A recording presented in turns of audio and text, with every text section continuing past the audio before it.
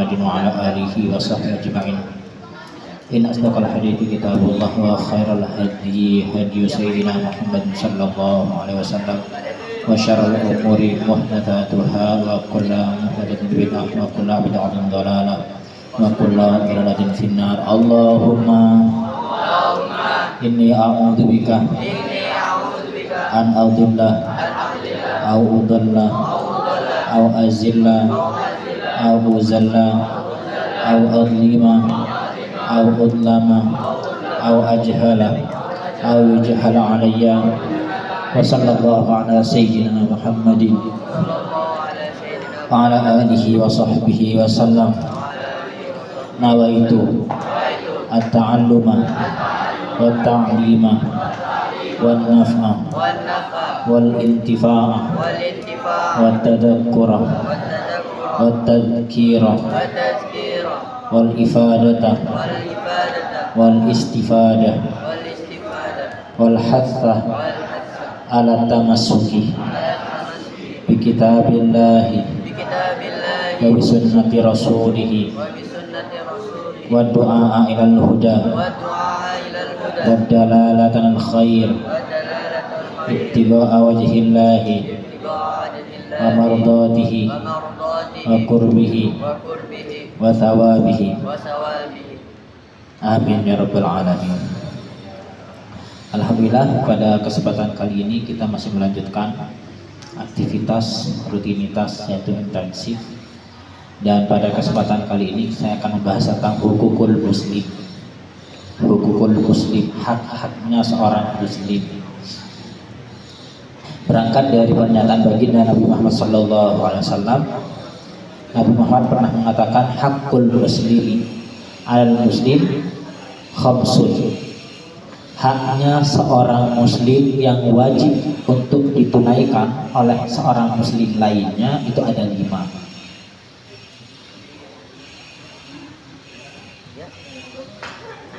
Haknya, hak-hak, namanya hak berarti dia berhak untuk mendapatkannya, dan yang lain, muslim lain wajib untuk menunaikannya. Yang pertama, raddus salam, menjawab salam. Mengucapkan salam hukumnya sunnah. Siapa yang disunahkan mengucapkan salam? Orang yang berjalan mengucapkan salam kepada orang yang duduk. Orang yang sedikit lebih dulu mengucapkan salam daripada orang yang banyak. Jadi kalau ada kalian lagi duduk-duduk, ada yang jalan, siapa yang ngucapin salam? Yang duduk apa yang jalan? Yang jalan, bukan yang duduk. Assalamualaikum.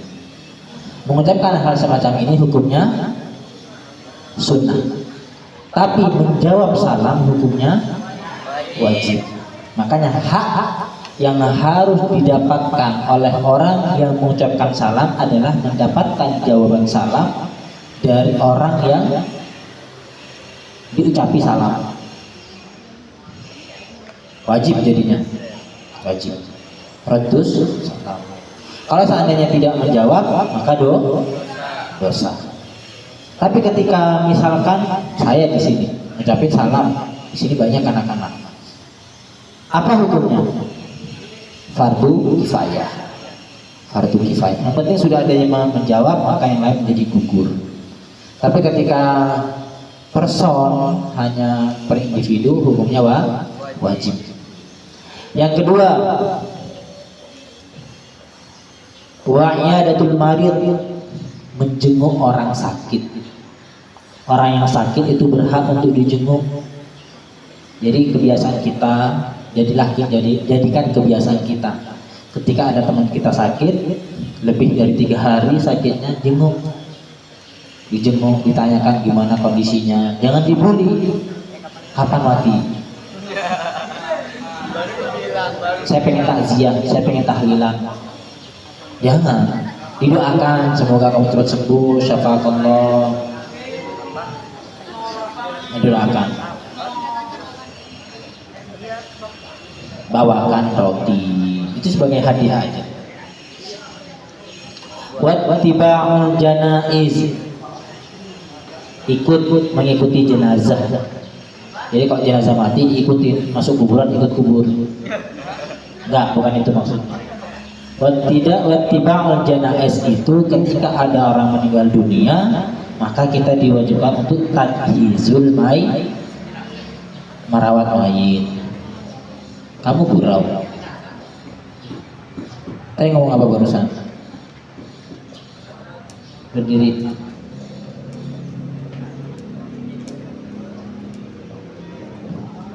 Tajhizul mayit dari memandikan, mengkafani, mensolati hingga kemudian mengantarkan ke kuburan. Itu hukumnya wajib.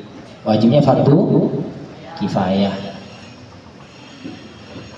Kemudian wa ijabatud da'wah. Wa ijabatud da'wah menjawab undangan. Menjawab undangan. Artinya kalau kalian diundang oleh temannya, ya datang.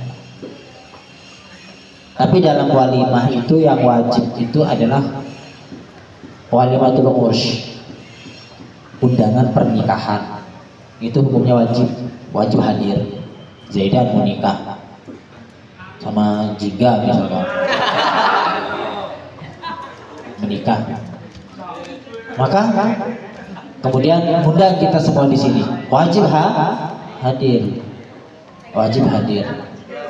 Haidar nikah sama Satika,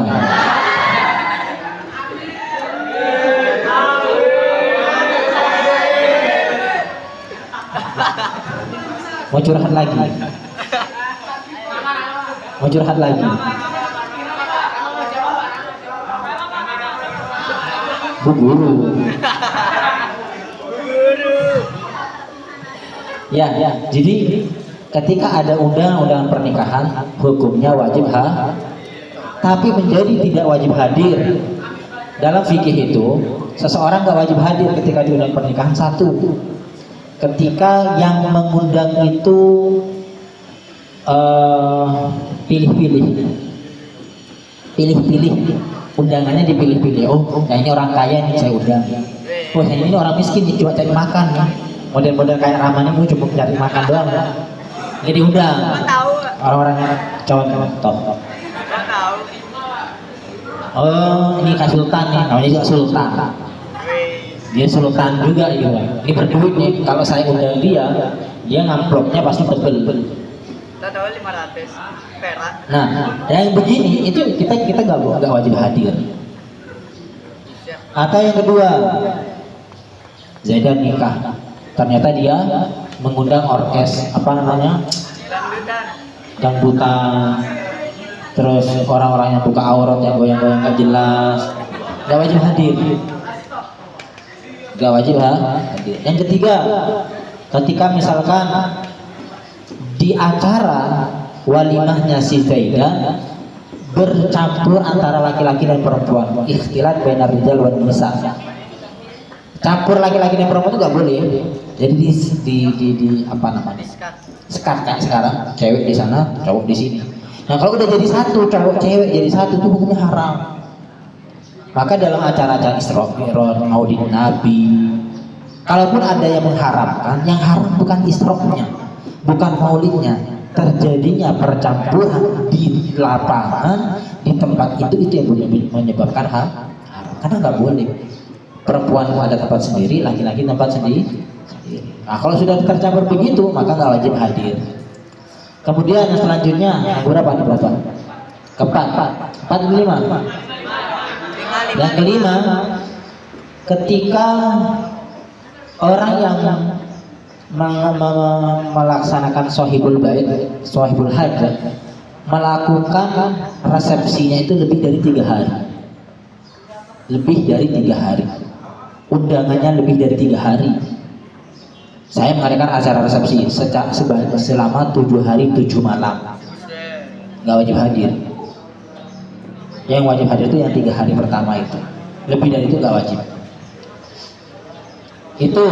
Itu adalah kewajiban bagi seorang muslim terhadap muslim lainnya.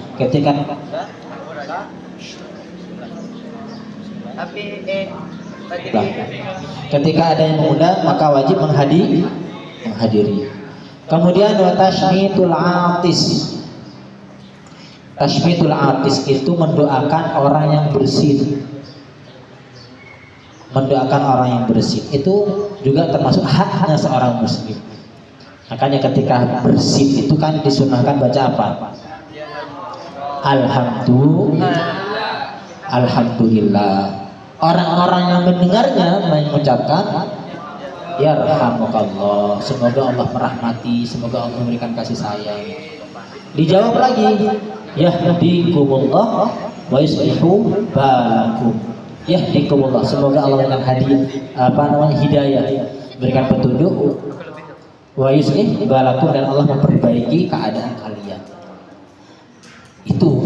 Jadi tapi ketika misalkan bersin tapi nggak ucapan alhamdulillah, maka nggak perlu didoakan. Tashmitul atis nggak perlu. Tashmitul atis itu ketika si atisnya ini, orang yang bersin ini mengucapkan alhamdulillah.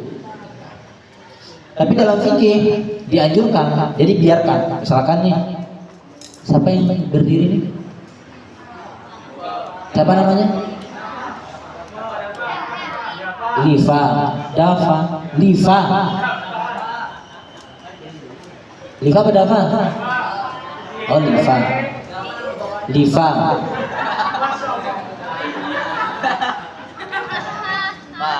bersin. Terus dia nggak ngucapin alhamdulillah, kita diam dulu. Baru kemudian agak lama alhamdulillah sebagai untuk mengingatkan si Liva. Ketika Liva ngomong alhamdulillah, baru kita ngomong yarhamukallah. Tapi kalau dia nggak connect, udah dikasih tanda begini nggak connect, ya sudah, nggak ada tasyitul atis, nggak usah didoakan, nggak usah ngomong yarhamukallah, nggak perlu. Jadi kata yarhamukallah itu diucapkan ketika si atis, ketika yang bersin ini mengucapkan alhamdulillah. Paham? Berangkat dari sini, maka kemudian banyak hak-haknya orang muslim yang kemudian terbagi-bagi. Pertama kali di sini yang disebutkan dalam kitab Al-Fawaidul Mukhtarah, Lisaani Thariqul Akhirah. Fawaidul Mukhtarah ini adalah faedah-faedah pilihan. Lisaani Thariqul Akhirah bagi orang yang menempuh jalan akhirat. Faedah pilihan. Jadi ini isinya adalah faedah-faedah semua. Catatan-catatan. Dikarang oleh Al-Habib Zain bin Ibrahim bin Smith. Habib Zain bin Ibrahim bin Smith ini asalnya Indonesia, tapi sekarang tinggalnya di Madinah. Jadi kalau beliau ini nanti cari di Google, Habib Zain bin Ibrahim bin Smith. Beliau itu punya keistiqomahan, setiap jam 10 pasti masuk ke Masjid Nabawi. Pasti masuk Masjid Nabawi pintu 20 atau 37 atau 27 ya. Habib Zain bin Ibrahim bin Smith.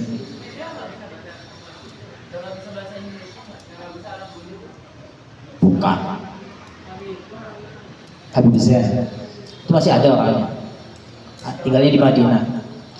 Nah, itu beliau punya istiqomah begitu, masuk di masjid, pintu itu saya lupa nama pintunya. Di sana sholat duha, habis sholat duha pasti beliau masuk ke Raudhah. Itu sudah istiqomahnya, dari Raudhah nanti lanjut sholat Jumat. Tempatnya selalu begitu. Tapi kalau sekarang kan Raudhah diperketat ya. Masuk Raudhah sekarang itu pakai ID card, pakai barcode, nggak bisa sembarang masuk, harus terdaftar, ada membernya. Oke, hukum muslim yang pertama adalah dzikru sultanil adil. Nah, kita ngomong tentang menyebut seorang pemimpin yang adil. Nah, besok ini kita akan pesta. Besok kita bakal namanya pesta dinikmati. Ya, bukan tidur. Pesta apa? Pesta demokrasi. Karena besok itu adalah pemilihan calon wakil-wakil rakyat. Maka tentukan pilihan kalian. Belum ya, yang MA ya. MA sudah rata-rata bisa ya. Gus umur berapa? Umur berapa? 19. Oh, masih belum ya. Nanti kelas 8. Kelas 11 dan kelas 12 baru bisa nyoblos. Besok. Maka baca doa bismillah, semoga apa yang dipilih itu Rama gini didukung. Nomor 4. sesuai dengan kehendak Allah. Semoga dijadikan sebagai pemimpin yang adil, yang arif, yang bijaksana.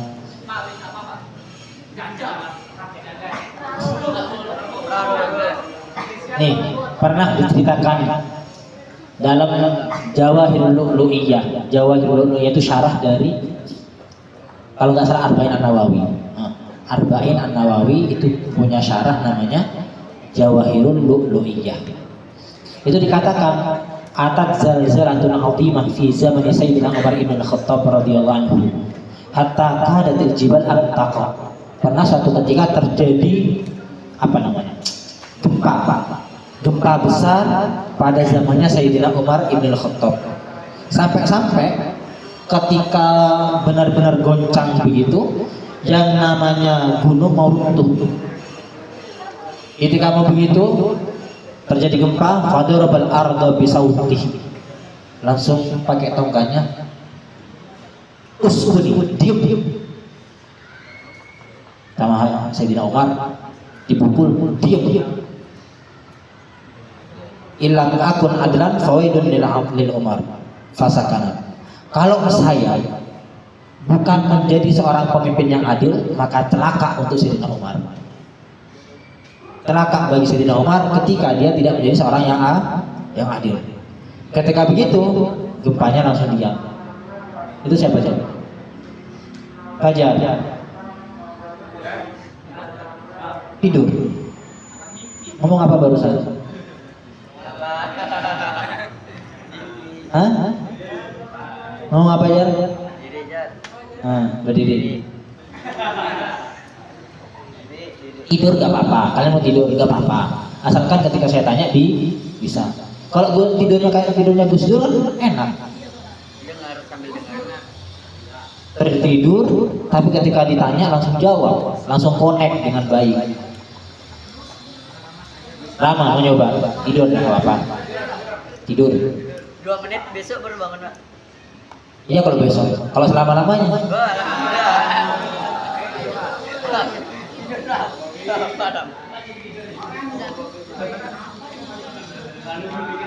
saking adilnya Sayyidina Umar, pemimpin kalau adil, jangankan manusia, gempa pun menjadi tunduk. Coba sekarang ada gempa, langsung ramah, diam, musuh tambah gempa tambah jadi. Tapi kalau dulu Sayyidina Umar dengan keadilannya, gempa pun menjadi takut. Walam ya'ti ba'daha mithluh, dan enggak terjadi lagi namanya gempa selama Nabi Sayyidina Umar jadi pemimpin sampai beliau wafat. Enggak lagi ada gempa lagi. Karena apa? Karena takut dengan hentakannya Sayyidina Umar. Diam, langsung gitu, langsung diam. Itu kalau pemimpin yang adil. Ini untuk siapa nih? Untuk kalian nih. Qalu, dikatakan kalamnya Habib Alwi bin Syihab. Maktubun fi asa Musa, itu tertulis di dalam tongkatnya, di atas tongkatnya Nabi Musa. Nabi Musa punya tongkat kan? Di tongkatnya Nabi Musa itu tertulis annal alima idza lam ya'mal bi ilmihi yakunu huwa wa iblis sawa. Tulisannya itu bahwa seorang alim, seorang pelajar yang sudah mengerti satu ilmu, sudah belajar fikih, sudah belajar wudhu, sudah belajar sholat, sudah belajar mandi wajib, tapi lam ya'mal bi ilmi, tidak mengamalkan ilmunya, tidak diamalkan. Sholat gak melaksanakan udah tahu sholat wajib, udah tahu sholat subuh wajib, gak sholat, sengaja bangun jam berapa? Jam 6. Gak ada orangnya. Jam 7 baru bangun. Kalau libur jam 8 baru bangun. Yang meninggalkan sholat gini nih. Kalau seandainya sudah tahu ilmunya tapi nggak mengamalkan, yakunu huwa wa iblis sawa, maka dia posisinya sama iblis sama, nggak ada bedanya. Dia sama iblis sama. Dalam Safatul Zubat, wa kullu man bi ghairi ilmin ya'malu amal mardudatun la tuqbalu. Kemudian di ayat selanjutnya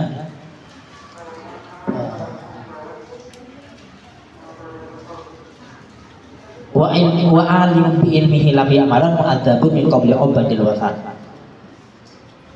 Coba. Tapi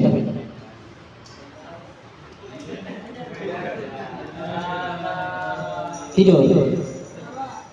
Geser. Tidur. Apa saya barusan bilang? Bilang apa saya barusan?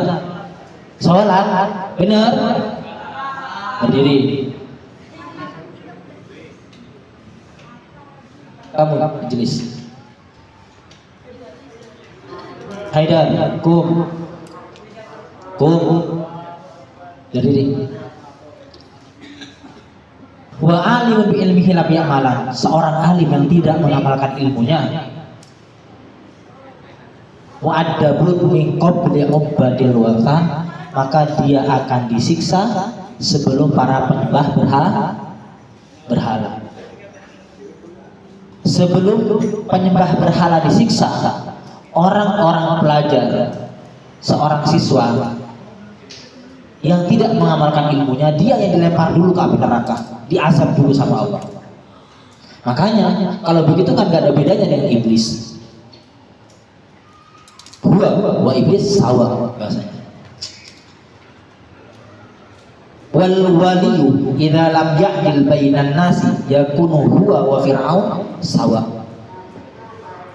Seseorang yang menjadi pemimpin dan dia tidak adil di dalam memimpin rakyatnya di antara manusia, bainan nas itu dia enggak adil.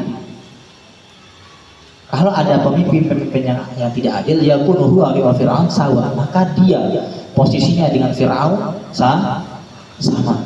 Nggak ada bedanya dengan Fir'aun. Tahu nggak Fir'aun siapa? Itu loh yang ngomong ana rabbukumul a'la. Itu makanya surat apa itu namanya? Al-A'la. Gimana pertamanya? Sabbihisma rabbikal a'la alladzi khalaqa fasawwa dan ana rabbukumul a'la. Ketika membaca itu, kita disunahkan mensirkan, melirihkan. Mau sholat sendiri, apalagi sholat sendiri ya. Ketika sholat berjamaah pun, ketika menjadi imam, ketika baca ana rabbukumul a'la, itu bukan dibaca keras tapi dibaca dengan ana rabbukumul a'la. Kenapa? Karena ini ucapannya Fir'aun untuk merendahkan, tapi bukan merendahkan Al-Quran yang dimaksudnya, merendahkan Fir'aun. Nah, orang yang tidak adil, pemimpin yang tidak adil sama Fir'aun, nggak ada bedanya. Tapi sebaliknya, pemimpin yang adil, mereka akan mendapatkan naungannya Allah Subhanahu wa Ta'ala, sab'atun fi dhilli arsyihi yauma la dhilla illa dhilluh. Ada 7 orang yang akan mendapatkan naungan Allah, di mana tidak ada naungan kecuali namanya Allah itu. Siapa salah satunya? Yang pertama, bahkan yang pertama disebut pertama adalah al-imamul adil, imam yang adil, seorang presiden yang adil. Tapi ketika dia presiden, pemimpin, ketika dia adil, maka dia benar-benar tinggi derajatnya di sisi Allah. Tapi ketika dia tidak adil, benar-benar direndahkan serendah-rendahnya sampai disamakan dengan Fir'aun.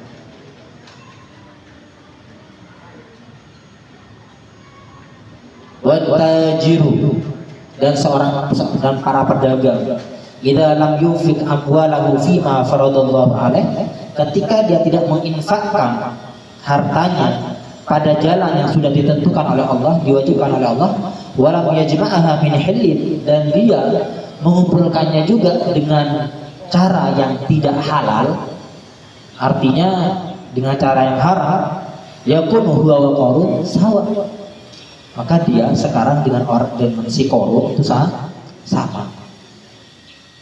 Korun itu dulu miskin. Pernah dengar nggak kisahnya Korun? Itu miskin dulu, tapi dia orang yang taat ibadah. Kemudian ketika dia minta sama Allah, mohon sama Allah diberikan kekayaan, dikabulkan sama Allah, dia lupa diri. Dia merasa bahwa kekayaan yang dia dapat benar-benar adalah jerih payahnya sendiri, hingga kemudian benar-benar congkak dan tenggelamkan oleh Allah Subhanahu wa taala. Maka kemudian sering kita dengar harta karun. Nah, orang-orang yang dia pedagang, orang kaya, yang dia tidak menginfakkan hartanya, artinya dia tidak mau bersedekah, tidak mau berzakat, tidak mau bersedekah. Kemudian dia juga cara mencarinya dengan cara yang haram, dengan makan riba. Saya punya uang, udah deh, dipinjemin, dipinjemin 100, tapi kamu kembalinya 200 ya. Ini namanya riba, ini haram. Maka kalau begitu antara dia dan korun itu sama. Wal fakiru idza lam yasbir ala fakrihi, dan orang-orang yang miskin, orang yang fakir, orang yang nggak punya duit, ketika dia tidak sabar dengan kefakirannya, yakunu huwa wal kalbu sawa, maka dia dan anjing tidak ada bedanya. Ketika orang fakir tidak sabar dengan kefakirannya, gimana maksudnya orang fakir tidak sabar? Ketika orang fakir tidak sabar, dia maka akan minta, akan mengemis, Maka mengemis itu nanti, sebagaimana dalam kisah Isra wal Mi'raj itu ada orang-orang yang kemudian mencakar-cakar wajahnya. Itu seperti orang yang suka minta-minta. Itu karena kenapa kok begitu? Man haula, siapa itu yang diberi? Dia adalah orang-orang yang suka minta-minta, suka ngemis, suka mengemis. Gimana kalau ada orang pengemis? Apa yang harus kita lakukan kalau begitu? Kalau seandainya orang itu masih kuat, masih muda, biarkan, nggak usah dikasih, Kalau kita kasih berarti kita mendukung terhadap profesinya. Biarkan dia berusaha, biar dia bekerja. Tapi kalau seandainya memang terlihat dia adalah orang yang lemah, ya, dia nggak punya kaki, buntu, gitu, nggak punya tangan, udah tua, gitu, ya kita bantu. Tapi kalau masih kuat, apalagi yang minta nanti preman, minta nanti orang-orang yang kita duga kuat, harus diduga kuat, dia akan menggunakan uang yang kita kasih di jalan yang haram. Misalkan untuk minum minuman keras, nggak boleh kita kasih, haram kita kasih. Jadi ketika orang fakir, orang miskin nggak sabar dengan kesabarannya sehingga dia minta-minta, ngemis, maka dia dengan anjing sama.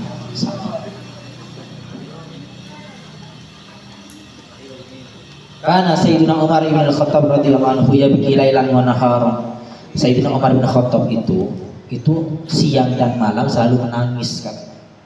Fasu'ila andalik, ditanya, kenapa engkau menangis terus ya Umar? Faqala qad wulitu amron, saya itu diberi kekuasaan, diberi jabatan, diberi kekuasaan. In adil uhasib, ketika saya adil, saya akan dihisab. Adil pun akan dihisab. Wa in azlim wa aqab, dan ketika aku dolim, aku akan disiksa. Jadi pemimpin jadi nggak enak sebenarnya. Dulu itu ketika ada orang dikasih jabatan, itu pada nolak. Sahabat Umar ketika dikasih jabatan dari Sayyidina Abu Bakar As-Siddiq, bukan alhamdulillah, justru innalillah, karena ini satu musibah besar. Yang biasanya dia bisa cepat masuk surga tanpa ada hisab, karena dia menjadi seorang pemimpin sehingga banyak hal-hal yang harus dia hisab akhirnya tertunda karena tanggung jawabnya besar. Mana dia nggak melakukan, tapi dia dihisab terhadap apa yang dilakukan oleh rakyatnya. Termasuk dalam Islam itu yang wajib memerintahkan sholat kepada rakyatnya itu seorang pemimpin. Jadi kalau seandainya ada seorang rakyat, misalkan di Baitul Amin, ada yang nggak sholat, wah pemimpinnya kena, parsi kena, guru fikihnya juga kena yang ngajar. Kenapa dia nggak sholat? Kena semua. Presidennya juga kena. Loh padahal kan yang nggak sholat kalian, kok bisa yang dihisab Pak Rizky? Yang dihisab saya sebagai guru fikih. Iya, karena seorang pemimpin akan diminta pertanggungjawaban terhadap apa yang dipimpinnya. Kullukum ra'in wa kullukum mas'ulun an ra'iyatihi. Setiap kalian adalah pemimpin dan setiap pemimpin akan diminta pertanggungjawaban terhadap apa yang dipimpinnya. Begitu. Nah, bahkan ada seorang ulama dalam kitab Tarbiyah itu, ada seorang ulama ditawari untuk menjadi seorang pejabat. Dia bilang, seandainya jabatan itu kamu kasih ke kudaku, maka demi Allah saya tidak akan ridho untuk diberikan kudaku dengan jabatan itu. Wah, ini kuda, hewan, dia nggak rela, apalagi dipikul sendiri. Wah, sekarang kan enggak, semuanya pakai baliho untuk memproklamirkan diri, membrandingkan diri supaya dipilih, supaya menjadi pemimpin. Dulu orang takut jadi pemimpin, sekarang rebutan. Makanya dan salah satu juga dalam kisah Isra wal Mi'raj itu ada Nabi Muhammad melihat orang-orang yang memikul kayu, udah gak kuat ditimbun lagi, gak kuat masih ditimbun lagi, terus begitu. Mana ulai itu, siapa orang-orangnya? Udah gak kuat masih ditimbun lagi. Itu orang yang dikasih amanah tapi tidak mampu untuk mengembannya. Udah gak mampu mengemban masih tapi memaksakan diri. Dia tidak memiliki kapasitas untuk menjadi seorang pemimpin, dijadikan seorang pemimpin. Ya itu seperti begitu, nyari udah tahu dirinya nggak mampu masih mendaftarkan diri menjadi seorang pemimpin. Sopo ibu nggak mampu, masih belum layak ya, kemudian masih belum pas dirinya untuk menjadi seorang pemimpin, mendaftarkan diri. Berarti dia kan mengemban amanah yang dia tidak sanggup untuk memikulnya, amanah yang tidak mampu untuk dipikul, kemudian dia berusaha untuk memikulnya. Itu seperti orang yang angkat kayu kemudian ditambah lagi, udah nggak kuat ditambah lagi, begitu berat, pasti berat. Ketika dia dolim disiksa, ketika dia adil dihisab. Dia capek jadi pemimpin itu. Di dunia capek, di akhirat juga capek. Di dunia dapatnya nggak seberapa, apalagi dengan cara-cara yang kotor gitu kan. Maka kalian itu jangan sampai kemudian menerima suap-suap untuk beli suara, jangan ya. Yang MA terutama. Capek. Haram nggak boleh. Iya. Ar-Rashi wal Murtashi finar. Orang yang menyogok dan orang yang disogok sama-sama di neraka. Oh, dibuat beli jajan Pak. Kullu lahmin nabatanal haram fannaru aula bihi. Setiap daging yang tumbuh dari sesuatu yang haram, maka api neraka lebih berhak untuk membakarnya. Jadi kalau kita memakan yang haram, kita mencuri, kita menggosok, masuk kelas 8 ada jajan dimakan.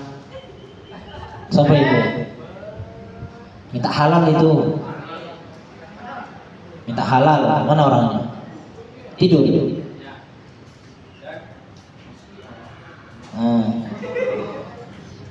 Minta halal, karena kalau nggak minta halal, maka setiap makanan yang sudah menjadi daging, ini kan daging dari tumbuh dari yang haram. Di surga itu nggak ada daging yang tumbuh dari yang haram. Daging-daging yang ada di surga itu daging-daging halal. Jadi yang haram-haram di mana tempatnya? Di neraka. Maka kalau yang sudah terlanjur belum dapat izin langsung dimakan, makanan temannya minta halal, dimintai halal. Kalau belum bayar. Oh nggak ikhlas saya beli berapa, 5.000, kasih 3.000. Begitu. Makanya ceritanya Imam Syafi'i kan begitu. Ayahnya Imam Syafi'i itu menemukan delima. Konon dia menemukan delima di sungai. Namanya buah sudah jatuh dan tidak jelas miliknya begitu, itu syubhat. Boleh nggak makan? Sebenarnya boleh-boleh aja syubhat. Tapi ternyata kemakan. sama beliau. Wah, ketika ke makam belum sadar. Wah, ternyata itu syubhat. Dicari siapa pemiliknya, dicari terus sampai ke hulu. Dari mana ini buah ini berada? Oh, ternyata ada ketemu pohonnya. Dicari siapa pemiliknya. Ternyata ketemu sama mertuanya Imam Syafi'i. Kita bertemu minta halal, nggak dihalalin, wah enak aja, nggak bisa itu sama saya. Wah ayo halal ini kan ketakut, karena setiap makanan yang tumbuh dari sesuatu yang haram akan menjadi kayu bakar atau araknya api neraka. Minta halal, oke, boleh akan saya halalkan, tapi dengan syarat. Apa syaratnya? Nikah dengan anak saya. Iya nggak apa-apa, marhaba, boleh. Tapi anak saya buntu, nggak punya tangan. Anak saya nggak punya kaki. Anak saya buta. Anak saya juga tuli. Wih, lengkap banget kan? Udah buta, tuli, bisu, nggak punya tangan, nggak punya kaki. Lengkap banget. Gimana? Dijawabnya, marhaba. Nggak apa-apa, nikahi. Setelah nikah, dia selesai, halal kan? Jadi ketika nikah itu udah ada, kemudian seorang istri itu mendampingi dalam akad itu udah ada. Ya, dalam syariat Islam itu enggak ada. Jadi dalam sinetron yang ada dihias laki-laki perempuan duduk bareng, kemudian diakad, nggak ada. Dalam Islam nggak begitu. Laki-lakinya doang. Yang menikahkan laki-laki. Kenapa yang dipamerkan itu perempuannya? Didandani lagi, dipamerkan ke semua orang halayak umum. Nikahnya satu orang yang menikmati rame-rame. Jadi gimana? Udah laki-lakinya aja, perempuannya nunggu di belakang. Selesai halal, selesai akad, baru kemudian menemui istri. Gitu. Nah, ayahnya Imam Syafi'i begitu. Ayahnya Imam Syafi'i, Idris, Said Idris. Namanya kan Muhammad bin Idris Asy-Syafi'i. Said Idris itu kemudian minta halal, oke, dinikahi sama anaknya. Masuk kamar, wah ternyata tidak sesuai dengan yang diceritakan tadi, lari keluar. Saya tidak menemukan apa yang sesuai dengan kaum sifatnya. Itu orangnya lengkap, tangannya ada, kakinya ada, cantik banget lagi. Ya itu anak saya. Anak saya buntu, nggak punya tangan karena dia tidak pernah melakukan kedoliman. Anak saya buntu, nggak punya kaki karena dia tidak pernah berjalan ke tempat yang haram. Anak saya tuli karena dia tidak pernah mendengar perkataan-perkataan kotor, gibah-gibah nggak pernah dengar. Anak saya bisu karena dia juga tidak pernah berkata-kata dusta, nggak pernah menggibah. Anak saya buta karena anak saya tidak pernah melihat yang diharamkan. Suci, Said Idrisnya suci, warok begitu, warok namanya. Warok ketemu dengan istri yang suci. Jadinya Imam Syafi'i yang sekali baca, ketika membaca begini yang di sini ditutup. Kenapa ditutup? Karena kalau nggak ditutup di sini langsung dihafal. Sekali baca langsung hafal, persis sama Rama. Sekali diajarkan langsung hafal. Berapa rukun Islam? Ram, ada berapa rukun Islam? Langsung diajarin langsung. Itu Imam Syafi'i. Makanya kalau kita pengen mendapatkan anak yang soleh dan soleha, syaratnya begitu, harus dengan cara yang warok. Nggak ada dalam kisah-kisah salafun soleh itu, nggak ada anak yang lahir dari proses pacaran. Ingat, tidak ada anak yang lahir dari proses pacaran. Dalam sirah-sirah salafun soleh tidak ditemukan begitu. Pasti dari dua ayah yang warok, ayah yang menjaga diri, dan seorang wanita yang hafifah, menjaga diri. Nah kalau seandainya udah pacaran, udah pegang-pegangan, udah ketemu-ketemuan, udah keluar malam sampai ke jam 3. Saya nggak menuju nama ya, saya mengatakan seandainya ada orang pacaran pulang jam 3 pegangan tangan, gimana mau jadi punya anak yang soleh dan soleh kalau begitu?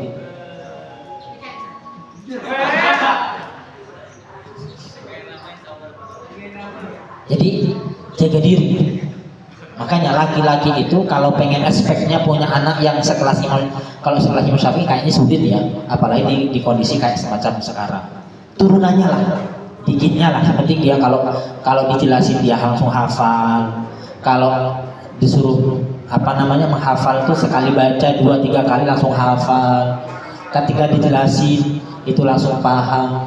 Itu apa? Salah satunya orang tuanya warok, nggak pacaran, benar-benar secara syar'i. Gimana secara syar'i? Secara syar'i itu ya kalau memang pengen nikah datang ke rumahnya, seriusi, ta'aruf, selesai nikah.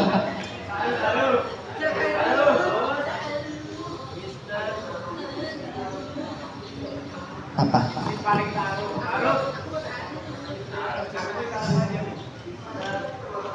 Nah, ta'aruf itu bagi orang yang punya azam, keinginan kuat untuk menikah. Tapi kalau keinginan kuat untuk pacaran itu bukan ta'aruf namanya. Apalagi sudah pacaran, nafsu itu namanya. Jadi hati-hati. Jadi sebelum kalian terlanjur jauh yang punya hubungan kasmaran ini, stop. Putus, saya pengen punya anak yang soleh dan soleha, stop. Cukup di sini. Saya mau jadi wanita yang baik dan soleha. Iya Bu Guru. Iya Pak Guru.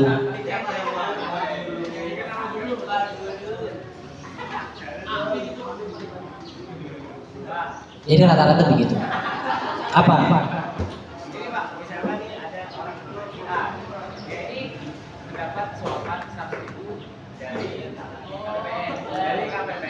dari suatu seorang caleg, individu caleg. Nah, dia tuh udah pakai aslinya.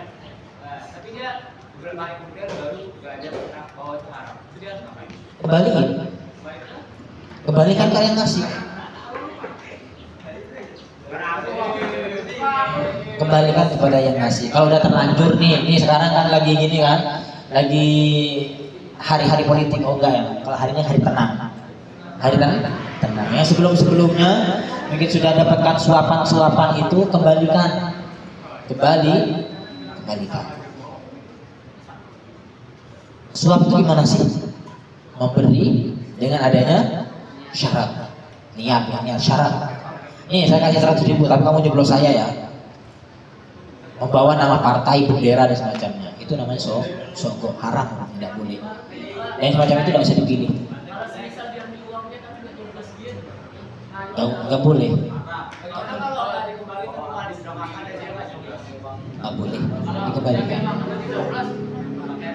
Dikembalikan.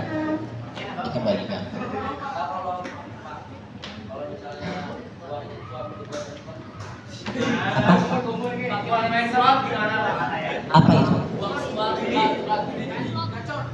Ya kuat berat dosanya. Dosa kuat berat.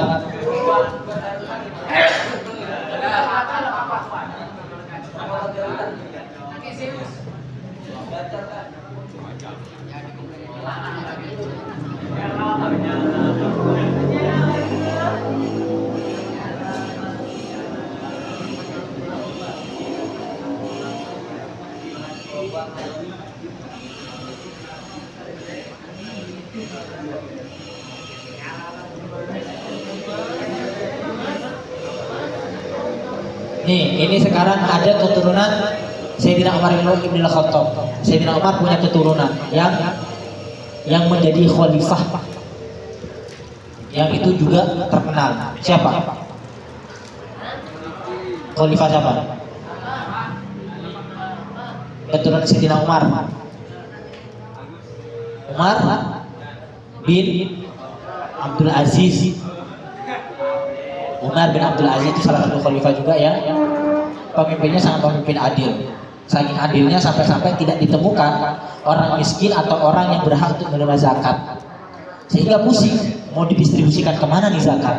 Karena nggak ada orang miskin, nggak ada mustahikus zakat.